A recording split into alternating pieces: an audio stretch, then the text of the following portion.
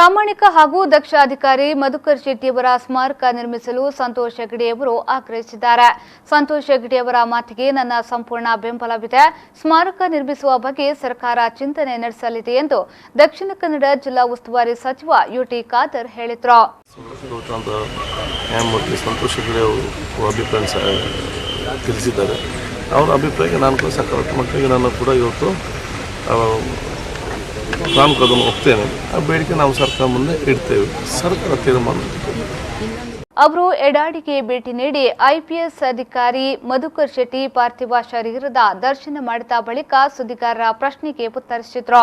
ಮಧುಕರ್ ಶೆಟ್ಟಿ ಸ್ಮಾರಕ ಸ್ಥಾಪನೆ ವಿಚಾರದ ಬಗ್ಗೆ ಸರ್ಕಾರಕ್ಕೆ ಪ್ರಸ್ತಾಪ ಬಂದಿದ್ದು, ಪೊಲೀಸ್ ತರಬೇತಿ ಶಾಲೆಗೂ ಮಧುಕರ್ ಹೆಸರಿಡಬೇಕೆಂಬುದು ಹಲವರ ಆಶಯ. ಜನರ ಹಾಗೂ ಪೊಲೀಸರ ಬೇಡಿಕೆಗಳಿಗೆ ನಾವು ಬೆಲೆ ಕೊಡುತ್ತೇವೆ. ಈ ಎರಡು ಪ್ರಸ್ತಾಪಗಳು ಸರ್ಕಾರದ ಮುಂದಿದ್ದು, ಸರ್ಕಾರ ನಿರ್ಧಾರ ತೆಗೆದುಕೊಳ್ಳಲಿದೆ ಎಂದರು. ಬಹುಶಃ ಎಲ್ಲ ಯುವಕರಿಗೆ ಒಂದು ಪ್ರೇರಣಾ ಶಕ್ತಿ. ಯಾಕೆಂದರೆ ಯಾವುದೇ ವಿದ್ಯಾರ್ಥಿ ಮತ್ತು ಯುವಕರಿರಲಿ ಅವರ ಕೆಲಸ ನಾನು ಅವರಾಗ ಆಗಬೇಕು ಇವರು ಆಗಬೇಕಂತ ಎಲ್ಲರಿಗೊಂದು ಹುಮ್ಮಸ್ಸು. ಅಂತ ಭವಿಷ್ಯದಲ್ಲಿ ಕೂಡ ಬಹುಶಃ ಸೇವೆ ರಾಜ್ಯಕ್ಕೆ ಜನತೆ ತುಂಬ ಬೇರೆ ಬೇರೆ ರೀತಿಯಿಂದ ಸಿಕ್ಕುವಂತಿತ್ತು. ಅದರ ಜೊತೆಯಲ್ಲಿ ಅವರ ಪ್ರತಿಯೊಂದು ಕೆಲಸ ಕಾರ್ಯಗಳು ಕೂಡ ಎಲ್ಲರಿಗೊಂದು ಮಾದರಿಯಾಗಿ ಯುವ ಜನರಿಗೆ ಪ್ರೇರಣೆ ಆಗುವಂಥ ಅವಕಾಶ ಕೂಡ ಇದೆ.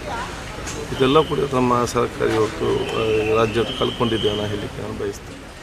ಮಧುಕರ್ ಕುಟುಂಬಿಕರ ಮಾರ್ಗದರ್ಶನದಲ್ಲಿ ಜಿಲ್ಲಾಡಳಿತ ಹಾಗೂ ಪೊಲೀಸ್ ಇಲಾಖೆಯ ಅಂತಿಮ ಸಂಸ್ಕಾರ ಅತ್ಯಂತ ಶ್ರದ್ಧೆಯಿಂದ ಗೌರವಯುತವಾಗಿ ನೆರವೇರಿಸಿದೆ. ಮಧುಕರ್ ಶೆಟ್ಟಿ ಯುವಕರ ಪ್ರೇರಣಾ ಶಕ್ತಿಯಾಗಿದ್ದಾರೆ. ಭವಿಷ್ಯದಲ್ಲೂ ಅವರ ಸೇವೆ ಬೇರೆ ಬೇರೆ ರೀತಿಯಲ್ಲಿ ರಾಜ್ಯಕ್ಕೆ ಸಿಗುವಂತಿತ್ತು.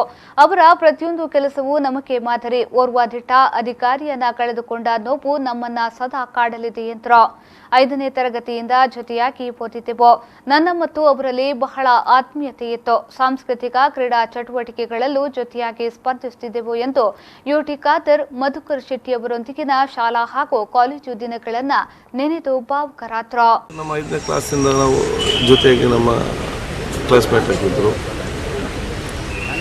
ಬಹಳ ಆತ್ಮೀಯತೆಯಿಂದ ಪ್ರೀತಿಯಿಂದ ನಮ್ಮ ಎಲ್ಲ ಸಾಂಸ್ಕೃತಿಕ ಕಾರ್ಯಕ್ರಮಗಳಲ್ಲಿ ನಮ್ಮ ಕ್ರೀಡಾ ಚಟುವಟಿಕೆಗಳಲ್ಲಿ ಪಾಠ ಚಟುವಟಿಕೆ ಜೊತೆಯಲ್ಲಿ ನಾವು ಇದ್ದೆವು. ಉತ್ತಮವಾದ ವಿದ್ಯಾರ್ಥಿ ಕೂಡ. ಅದರ ಜೊತೆಯಲ್ಲಿ ಸಾಂಸ್ಕೃತಿಕ ಮತ್ತು ತಮ್ಮ ಕ್ರೀಡಾ ಚಟುವಟಿಕೆ ಕೂಡ ಭಾಗವಹಿಸ್ತಾರೆ. ಇದು ಒಂದಿದೆ ಸರ್, ಅವರ ದಕ್ಷ ಅಧಿಕಾರಿಯಾಗಿ ನಮ್ಮ ರಾಜ್ಯ ಸರ್ಕಾರ ಅದರ ಬಗ್ಗೆ ಸರಿಯಾದ